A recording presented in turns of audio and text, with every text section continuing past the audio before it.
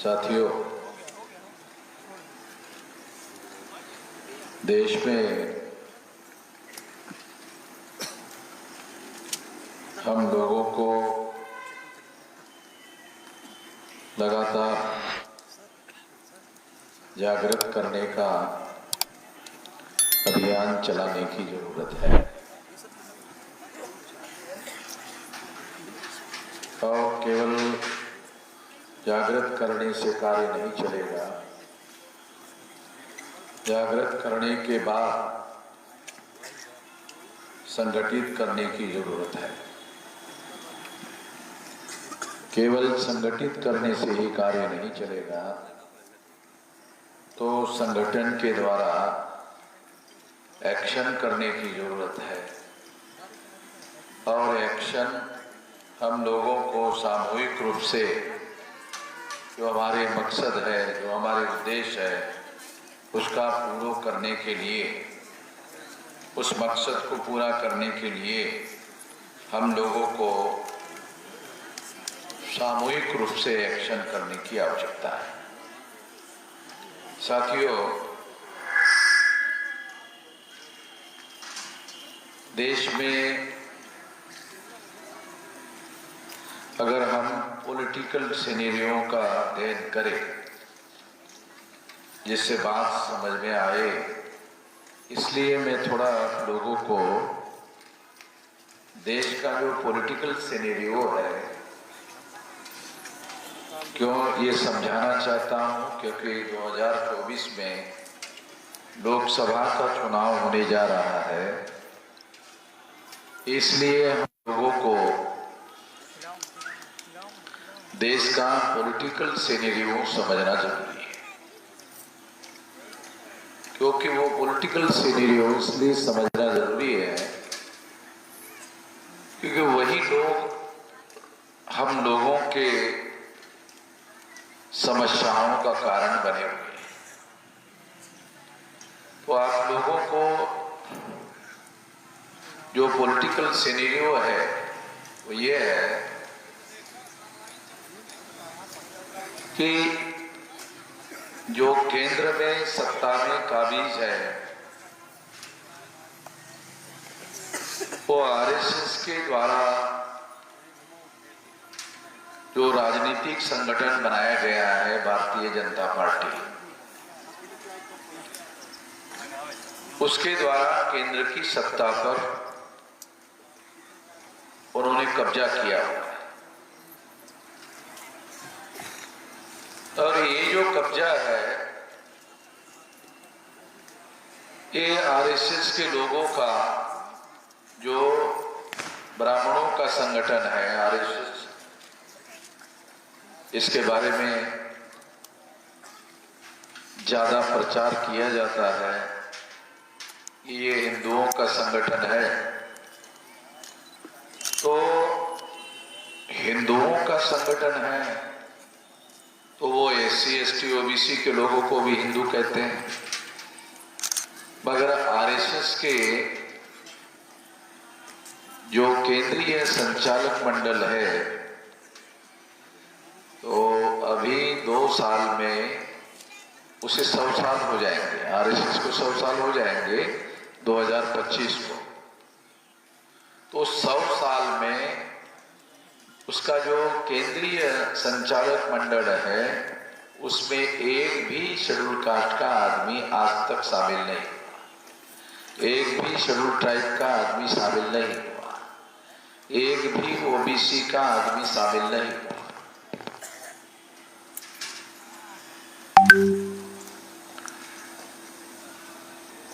देश में जो तीसरे वर्ण के लोग हैं, वैश्य वर्ण का भी आदमी आरएसएस के केंद्रीय जो समिति है, उनकी संचालन समिति, उसमें वैश्य वर्ण का भी आदमी, एक भी आदमी आज तक शामिल नहीं हुआ।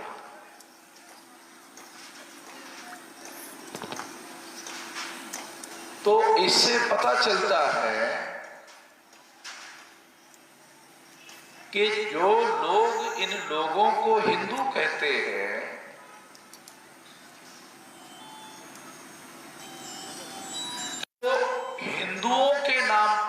से कम केंद्रीय संचालक मंडल में इनका कोई प्रतिनिधित्व होना चाहिए था। मैं आज के जो विमर्श देश में चल रहा है, मैं उस बात को ध्यान में रखते हुए बता रहा हूं ताकि आपको बात समझ में आ जाए। देश में विमर्श क्या चल रहा है? हिंदू मुसलमान। देश में जो विमर्श चल रहा है वो हिंदू मुसलमान का चल रहा है। और अगर हिंदू मुसलमान का विमर्श चल रहा है तो आरएसएस के लोग जिन लोगों को हिंदू कहते हैं, एससी एसटी ओबीसी के लोगों को हिंदू कहते हैं, आज तक उनके केंद्रीय समिति में आरएसएस के एक भी आदमी इन लोगों का शामिल नहीं। इसके बारे में यहां बैठे हुए किसी ने भी इसके पहले, मेरे बताने के पहले सोचा होगा? मुझे जानकारी नहीं।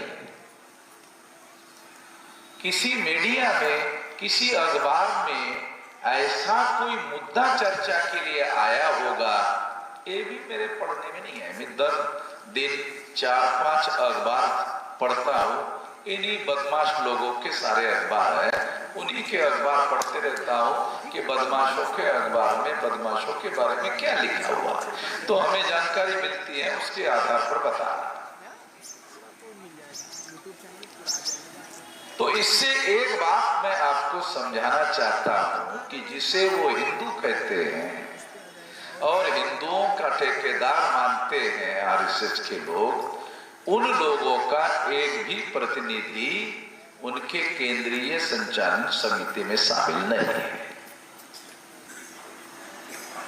इसका मतलब यह है कि वो लोग इन लोगों को ऐसे किसी कमेटी में शामिल नहीं करवाना चाहते हैं जिसमें वो पॉलिसी निर्धारित करने का काम करे। एक बात हमको समझना होगा। दूसरी महत्वपूर्ण बात मैं आप लोगों को बताना चाहता हूं कि जिन लोगों को वो हिंदू कहते हैं, यानी इसका मतलब ये है कि ये लोग हिंदू धर्मी लोग हैं, ऐसा वो कहते हैं। तो हिंदू धर्म नाम का जो शब्द है या हिंदू नाम का जो शब्द है, ये आक्रांता मुसलमानों के द्वारा दिया हुआ है। एक हमारे मुस्लिम साथी यहाँ वक्ता थे, वो उन्होंने बहुत अच्छे अच्छे शेर आपको सुना है। तो ये शेर जो है 2-2 लाइन के होते हैं, इनको शेर क्यों कहा जाता है मुझे मालूम नहीं है।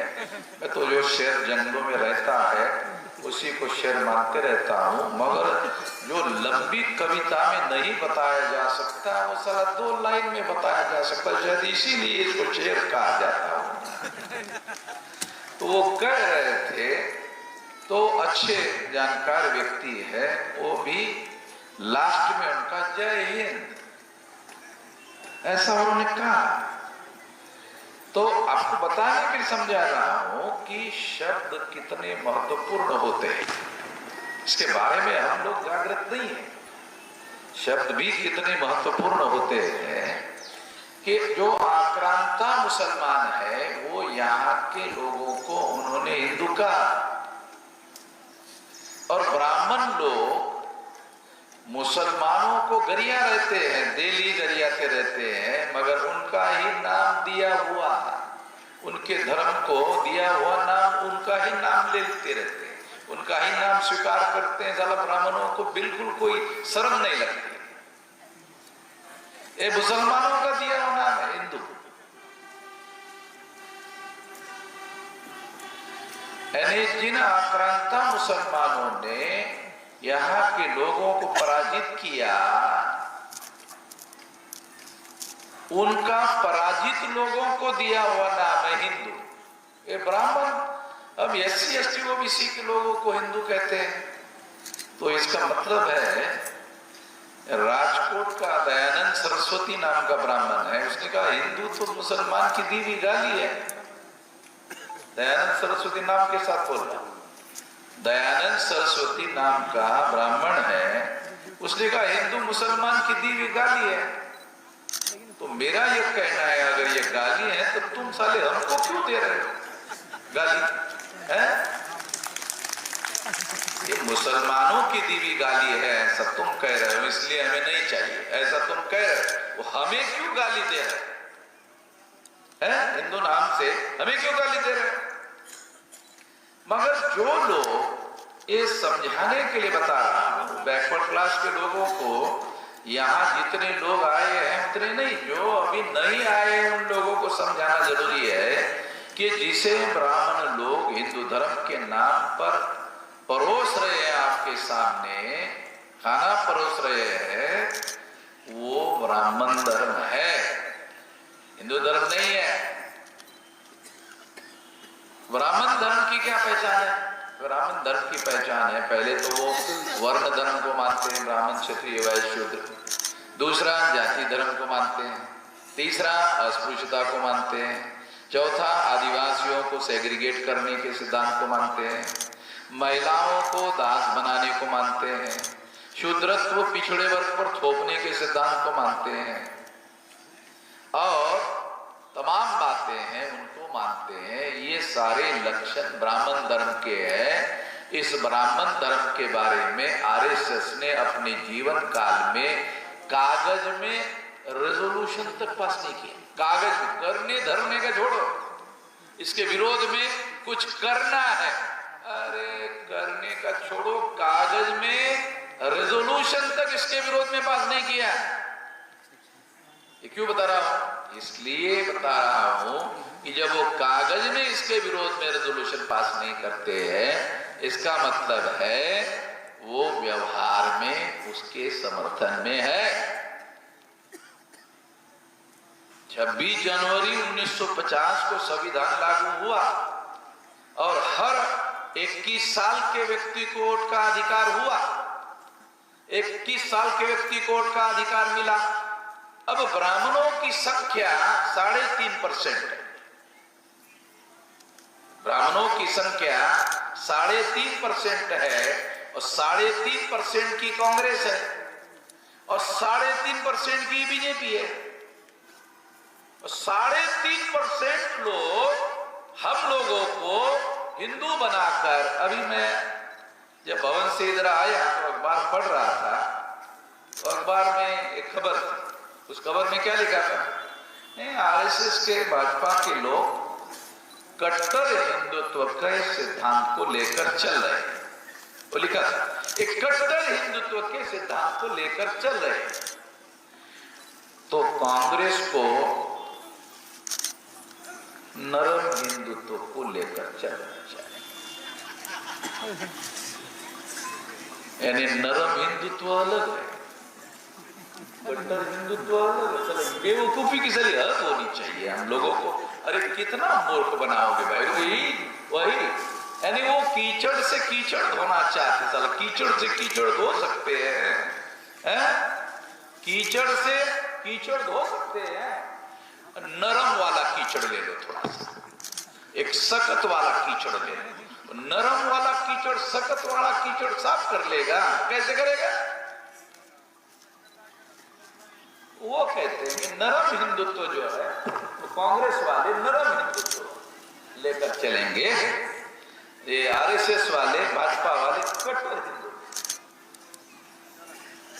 यानी सारी खिचड़ी 3.5% के अंदर ही पकाना चाहते हैं। 3.5% लोग कांग्रेस वाले, 3.5% के अंदर ही बीजेपी वाले, 3.5% वालों की दो पार्टियां, 3.5% वालों की दोनों पार्टियां। कांग्रेस जाती है तो बीजेपी आती है, बीजेपी जाती है तो कांग्रेस आता है।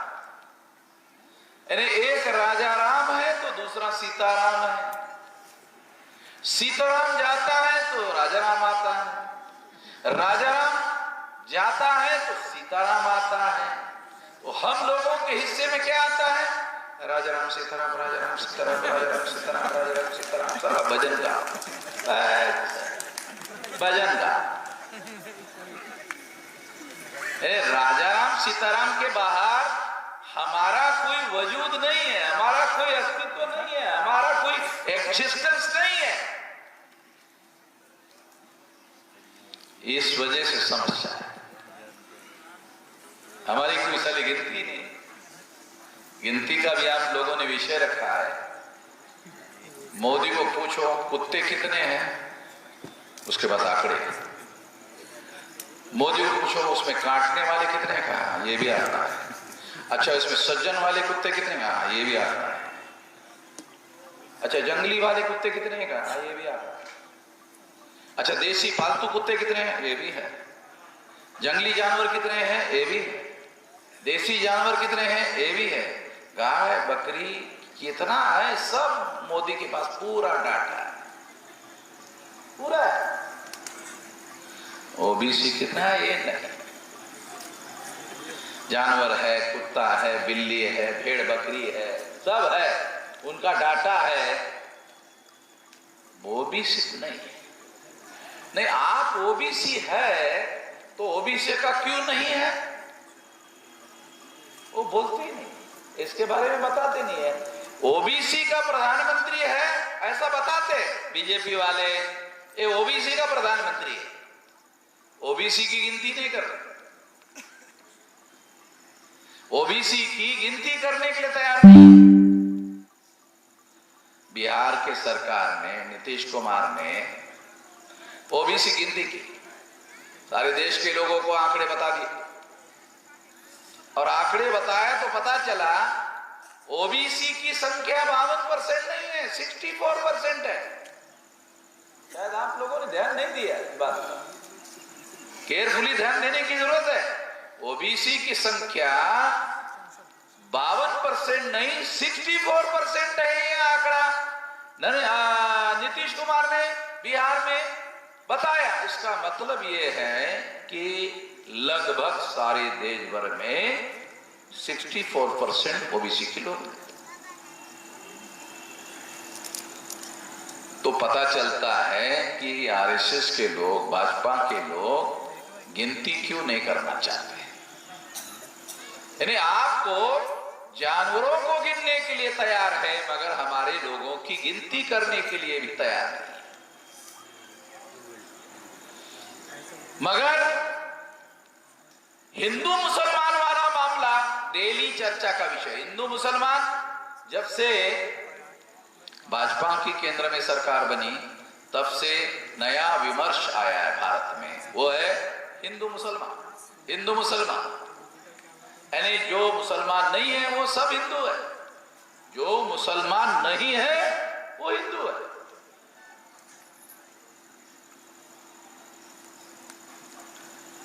तो ये इस वजह से क्या होता है कि ये 3.5% वाले ब्राह्मण जिसे हम अल्पसंख्यक मानते हैं, वो हिंदू मुसलमान के थ्योरी से बहुसंख्यक हो जाते हैं, और एससी एसटी ओबीसी का जो अकाउंट है वो 0 हो जाता है। मान लो एससी को हिंदू के अकाउंट में जमा करो, एसटी को हिंदू के अकाउंट में जमा करो, ओबीसी को हिंदू के अकाउंट में जमा करो, तो इसका पहले नंबर का परिणाम क्या होता है, एससी एसटी ओबीसी का अकाउंट 0। समझ में नहीं आता। अरे जिसका 21 साल का वोट अभी 18 साल का हो गया, अगर आपकी गिनती 0 हो गई तो आपको मिलेगा क्या? ये हमारे लोगों को समझ में नहीं आता।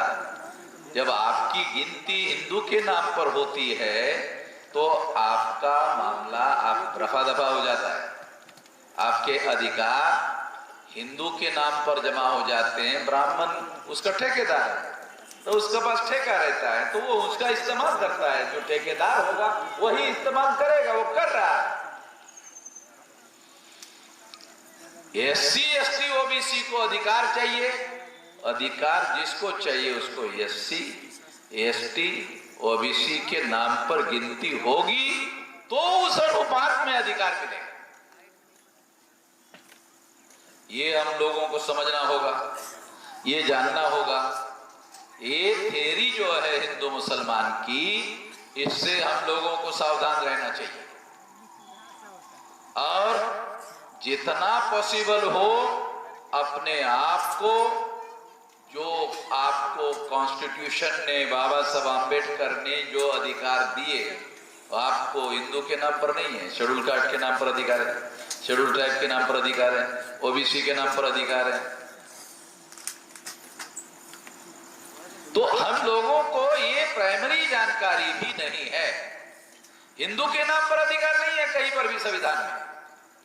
आपको जो अधिकार मिले हैं वो एससी, एसटी, ओबीसी के नाम पर मिले हुए। अगर जिसके नाम पर अधिकार मिले हैं उन लोगों को उसके आधार पर जागृत करने की जरूरत है।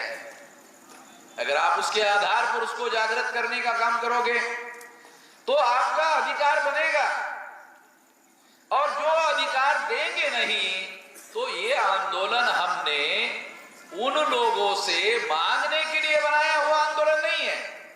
हम लोग एससी, एसटी, ओबीसी के लोगों को सामाजिक रूप से जागृत करने के लिए और उसका राष्ट्रीय स्तर का संगठन बनाने के लिए ये सारा अभियान शुरू किया है।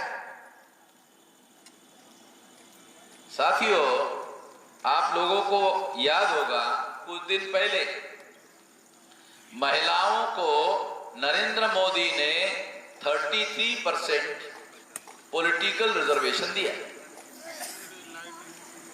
आपको याद होगा, इस देश में लोग साल भर, 2 साल, 5 साल, 10 साल, 15 साल, 20 साल, 25 साल आंदोलन करते तब एक हाथ मांग पूरी हो जाती है। अब आप बताओ, महिलाओं ने 33% रिजर्वेशन पॉलिटिकल चाहिए, कोई डिमांड किया? एक भी आंदोलन नहीं किया, एक भी आंदोलन नहीं किया। इसके बावजूद भी भाजपा ने दे दिया, केंद्र सरकार ने दे दिया, बेवजह दे दिया, कोई कारण नहीं। बहुत बड़ा कारण है, क्योंकि उनको मालूम है कि इस देश में जो जागरण चल रहा है उस जागरण को काटना होगा। उस जागरण को जब तक काटा नहीं जाएगा उनकी परिस्थितियां खराब होती रहेगी। तो इसलिए महिलाओं को 33% रिजर्वेशन देकर 50% महिलाओं को बीजेपी के समर्थन में खड़ा करने के लिए, ताकि जो जागरण हो रहा है उसको काउंटर किया जा सके। 50% महिलाओं का वोट लेकर कमजोर हो रहे हैं, इसलिए तो 50% महिलाओं को रिजर्वेशन, पॉलिटिकल रिजर्वेशन दिया। समझने की जरूरत है। आपको दूसरा एग्जाम्पल देके ये बात समझाता हूं। शेड्यूल कास्ट और शेड्यूल ट्राइब के लोगों को पहले से पॉलिटिकल रिजर्वेशन है ना? है। शेड्यूल कास्ट को और शेड्यूल ट्राइब को 22.5% रिजर्वेशन है, पॉलिटिकल रिजर्वेशन है। ये पॉलिटिकल रिजर्वेशन का इतिहास क्या है?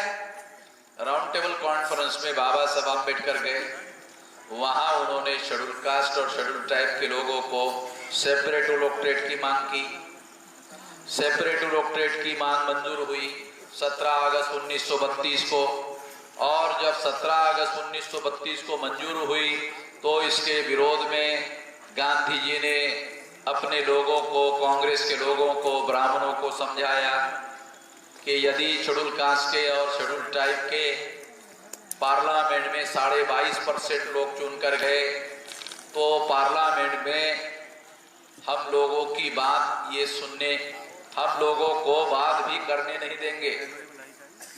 ये लड़ाकू किस्म के लोग संसद में अगर चुनकर गए, 22.5% लोग चुनकर गए, और यदि गए तो ये संसद में हमें बोलने भी नहीं देंगे। 22.5% ऐसे लोग चुनकर गए तो 17 अगस्त 1932 को सेपरेट इलेक्टोरेट अंग्रेजों के द्वारा बाबा साहब आम्बेडकर ने हासिल किया। परिणाम क्या हुआ था कि शेड्यूल कास्ट के लोग शेड्यूल कास्ट के वोटों से शेड्यूल कास्ट के रिप्रेजेंटेटिव चुनकर भेजेंगे। शेड्यूल कास्ट के वोटों को, शेड्यूल कास्ट के एमपी को, शेड्यूल कास्ट के एमएलए को ब्राह्मणों को चुनने का अधिकार नहीं होगा। ये भी मालूम नहीं हमारे लोगों को, ये बता रहा हूं आपको। इससे क्या होगा, शेड्यूल कास्ट के रिप्रेजेंटेटिव शेड्यूल कास्ट के ही वोटों से चुनकर जाएंगे, तो जो जितना ज्यादा लड़ने वाला होगा वही चुनकर जाएगा। शेड्यूल ट्राइब का भी ज्यादा लड़ने वाला होगा वही जाएगा। ये 17 अगस्त 1932 को अंग्रेजों ने अवार्ड कर दिया और बाबा साहब आम्बेडकर ने ये लड़ाई जीती। तो जब गांधी जी को लगा कि तो बहुत लड़ाकों के सबके लोग चुनकर जाएंगे तो हमारी सुनेंगे ही नहीं, इसके विरोध में गांधी जी ने आमरण अनशन किया।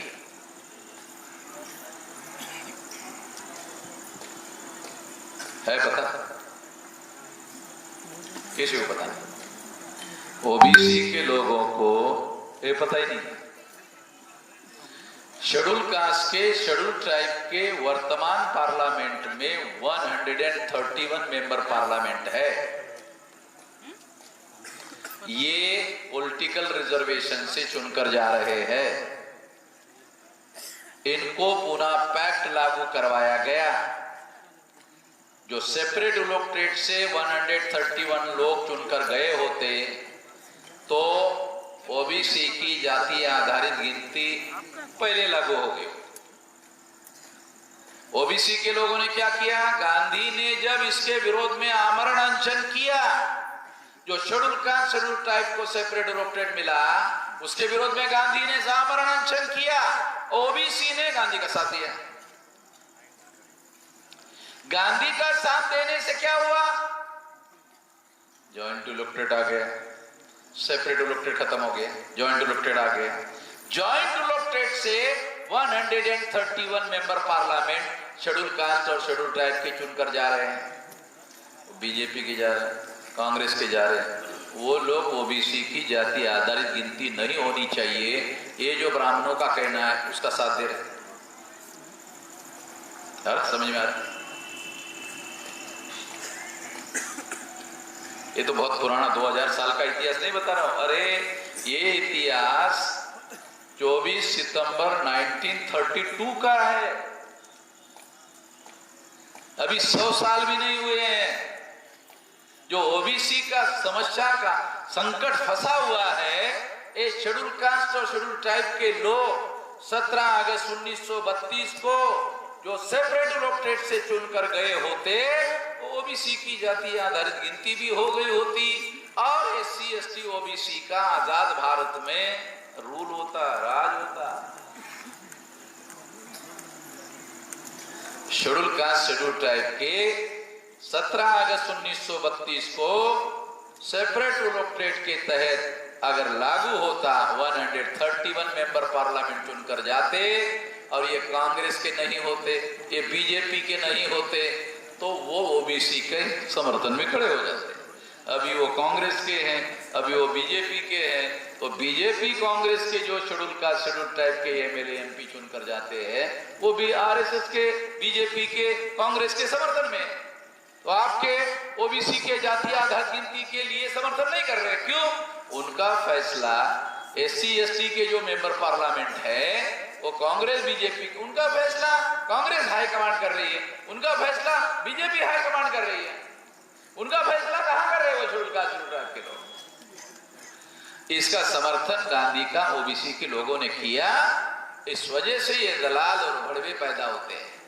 ये हमारे आईएएस अधिकारी शायद उस समय बोलना चाहते थे मगर नहीं बोलूंगा, तो मैं बोल लेता हूं। वो दलाल और भड़वे लोग सुनकर जाते हैं। ये जो शेड्यूल कास्ट और शेड्यूल ट्राइब के जो पॉलिटिकल रिजर्वेशन में जॉइंट इलेक्टोरेट लागू हो गया, उसमें दलाल और भड़ुए लोग चुनकर जा रहे हैं शेड्यूल कास्ट शेड्यूल ट्राइब के। गांधी की वजह से और ओबीसी के भी वजह से, और इस वजह से ओबीसी आज संकट में फंसा हुआ है। वो जो दलाल और भड़वे जॉइंट इलेक्टोरेट में पैदा हुए, वो जॉइंट इलेक्टोरेट पॉलिटिकल रिजर्वेशन, वो जिसमें दलाल और भड़वे पैदा हुए, वो पॉलिटिकल रिजर्वेशन मोदी ने महिलाओं को दी है किसी को पता? तालियां बजाने वाले जड़ी हिजड़े भी तालियां बजाते रहते, पता है?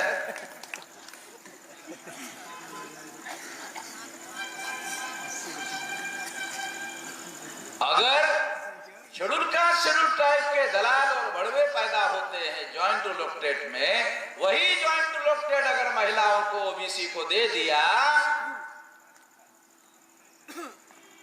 तो एससी एसटी में दलाल बड़वे पैदा होगा, तो महिला के लिए दलाल बड़वा शब्द यूज नहीं किया जा सकता। उसके लिए कौन सा शब्द इस्तेमाल किया जा सकता है, ये मैं सारा आपके विवेक पर छोड़ देता हूं। वो मैं माइक पर बोल नहीं सकता, मालूम है मुझे, समझ में आता है शब्द कौन से चुनना चाहिए, मैं उसी का मास्टर हाँ, मुझे मालूम है सारा सिस्टम से संबंध है, मगर वो शब्द मैं यूज नहीं कर सकता, इतना भयानक परिणाम होगा। ये निर्णय निश्चित रूप से मोदी का नहीं है। मोदी के कोई भी बड़े फैसले मोदी के नहीं है, वो सारे आरएसएस के लोग फैसले देते हैं। और मोदी जो है वो केवल सीओ है, सीओ। लोग कहते पीएम है, मोदी पीएम नहीं है, सीओ है। सीओ का मतलब चीफ एग्जीक्यूटिव ऑफिसर। मोदी जो है वो चीफ एग्जीक्यूटिव ऑफिसर, सीईओ। निर्णय आरएसएस ने निर्णय किया, मोदी ने इंप्लीमेंट किया, तो इंप्लीमेंट करने के लिए आरएसएस ने सीईओ बनाया। कुछ इंप्लीमेंट करना होगा ना। आरएसएस फैसला करता रहेगा, केवल फैसला करता रहेगा, उससे थोड़ी होगा, कोई इंप्लीमेंट करने वाली मशीनरी चाहिए। तो मोदी को चीफ एग्जीक्यूटिव ऑफिसर बनाया। मेरे अलावा दूसरा आदमी बोलेगा वो एफआईआर हो जाएगा, ध्यान रखना, बोलना मत, ध्यान रखना, खबरदार ले। मेरे अलावा अगर बोले एफआईआर हो जाएगा, तो आप सोचते होंगे आपके खिलाफ क्यों नहीं होगा? वो तो औकात चाहिए ना मेरे खिलाफ, मेरे खिलाफ एफआईआर करने के लिए औकात चाहिए। क्योंकि गांधी जी जेल में जाते जाते ही महान हो गए थे। तो मुझे एक बार गुजरात के जेल में डाला और रात में 3 बजे असिस्टेंट पुलिस कमिश्नर मेरे पास आया, बोलता अरे बाप रे बाप, सारे देश भर से टेलीफोन आ रहा है, हमें पहले मालूम होता तो आपको अरेस्ट ही नहीं करते। तो मैंने कहा अभी छोड़ दो, रात के 3 बजे नहीं, हम तो वेट कर रहे, इसलिए जगा हुआ हूं, ऊपर से टेलीफोन आ रहा बार बार, इसलिए जगा हुआ हूं। सवेरे 6-7 बजे छोड़ देंगे, वो भी आपको अरेस्ट किया है, इसलिए जज के सामने हाजिर करना पड़ता है, 10 बजे तक तो रखना ही पड़ेगा, मजबूरी है। उधर जज के सामने रखा, कोई सरकार ने विरोध नहीं किया, तो जाने दो, ये तो जितना अंदर रहेगा उतना हमारा सरदर्दी सारे देश भर में, पुलिस स्टेशन को घेर लिया सारे देश भर में इनके लोगों ने। तो साथियों, हम लोगों को, संगठन चलाने वाले लोगों को, मासेस का, पढ़े लिखे लोगों का संगठन आपको बनाना होगा, और इसके लिए जेल में जाने के लिए तैयार रहना चाहिए। जो भी हम संगठन बना रहे हैं तो ध्यान रखो कि हम अपने आप को मानसिक रूप से तैयार करो कि जेल में जाना, अपने हक अधिकार को हासिल करने के लिए जेल में जाने के लिए आपको तैयार रहना है। पुलिस चौकी में जब भी कोई आंदोलन मोर्चा करते हो तो वो इंस्पेक्टर क्या बोलता है? जेल में डाल दूंगा, जेल में डाल दूंगा, ऐसा बोलता है पुलिस वाला। उसको बोलने का चलो चलो बोलता रुको, वो बोलता फिर रुको, क्यों? अरे डर नहीं रहा, मैं तो डराने के लिए उसको जेल की बात किया था। अगर ये जेल के नाम से डर नहीं रहा तो इसको जेल में डालने का कोई मतलब ही नहीं। तो डराने के लिए जेल में डाला जाता है, तो डर नहीं रहा है। तो जो जेल में जाने के लिए तैयार रहता है उसको देश में, दुनिया में कोई जेल में नहीं डालता। जो जेल में जाने के लिए डरता है उसी को जेल में डाल दूंगा, ऐसा कहता है। तो आंदोलन हम लोगों को, करने वाले लोगों को जेल में जाने के लिए तैयार रहना चाहिए। अगर ऐसा आप करते हो, क्योंकि हमारा अभी नया जो रणनीति है उसके अनुसार मैं आपको बता रहा हूं कि बामसेफ संगठन शक्ति निर्माण करने की रणनीति पर हम लोग काम कर रहे थे।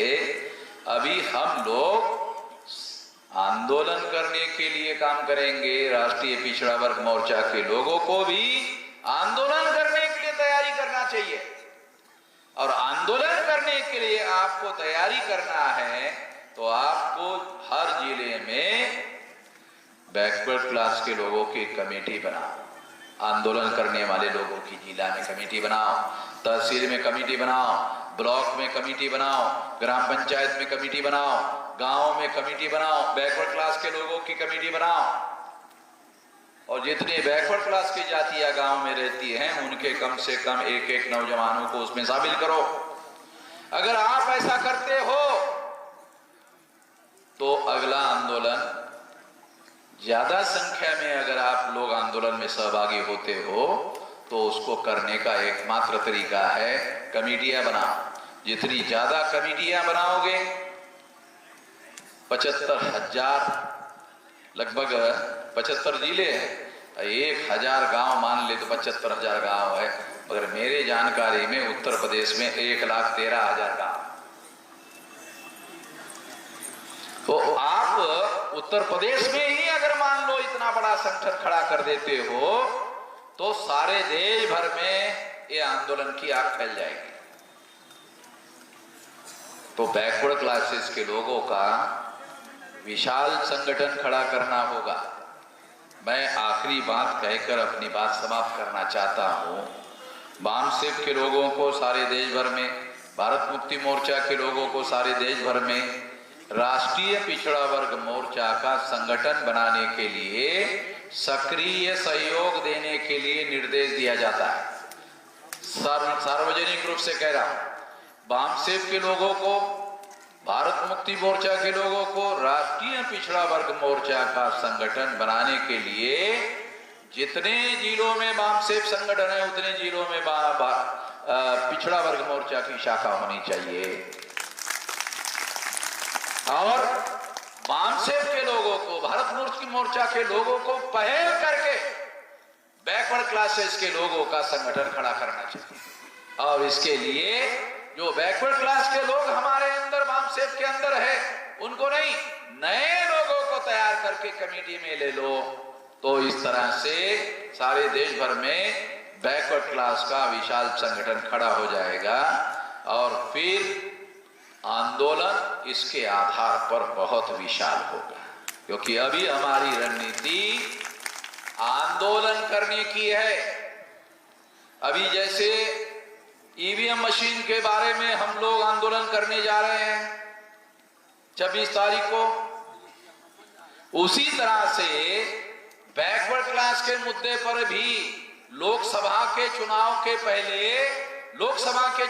पहले इसके लिए भी सारे देश भर में बहुत बड़ा कार्यक्रम घोषित किया जाएगा। लोकसभा के चुनाव के पहले ये होगा। इस दिशा में अभी से आप लोगों को तैयारी करना चाहिए। अगर आप इसकी तैयारी करते हो तो हमें अपने बल पर अपने अधिकार हासिल करने का ताकत पैदा हो जाएगी। ऐसी ताकत हमको पैदा करना चाहिए। केवल मांगने का काम नहीं करना चाहिए। संगठन शक्ति के बल पर हम अपने अधिकार हासिल कर सकते हैं, इस पर यकीन करना चाहिए, विश्वास करना चाहिए और ऐसा करना चाहिए। आपने मेरी बात ध्यान से सुनी, इसके लिए आभार, धन्यवाद।